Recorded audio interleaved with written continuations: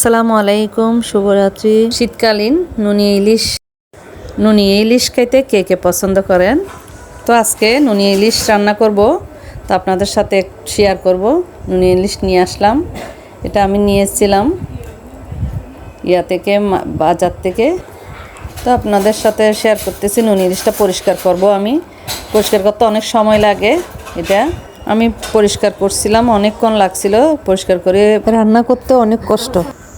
ইলিশ মাছ তো সবাই খাইতে পারে, কিন্তু নুনি ইলিশ খাওয়াটা অনেক কষ্ট, অনেক কঠিন হয়। নুনি ইলিশ পরিষ্কার করা, আবার ধোয়া, টুয়ে আমি দিলাম লবণ, হলুদ গুঁড়া, মরিচ গুঁড়া দিয়ে।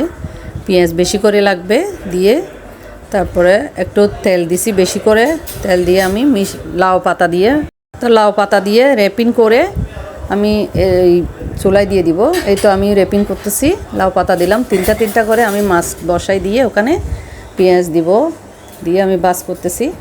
এভাবে বাস করে এই চুলায় দিয়ে দিব। ফ্রাইদানিতে আমি সবগুলো বাস করে রেডি করে নিব। এগুলো আসলে সবাই খেতে পারে না, অনেক কষ্ট হয়।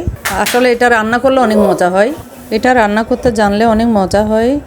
অনেক তেল লাগবে বেশি। তো আমি ফ্রাইদানিতে সবগুলো আটতেছে না, আমি 2-3টা নিয়ে ফেলবো। ওগুলো মজে গেলে আবার এগুলো দিব। আমি এখন চুলায় দিয়ে দিব।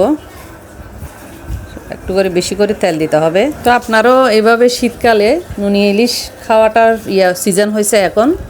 তো আপনারাও এরকম আমার মতো র্যাপিং করে নুনি ইলিশ রান্না করেন কে কমেন্ট বক্সে আমাকে জানাবেন।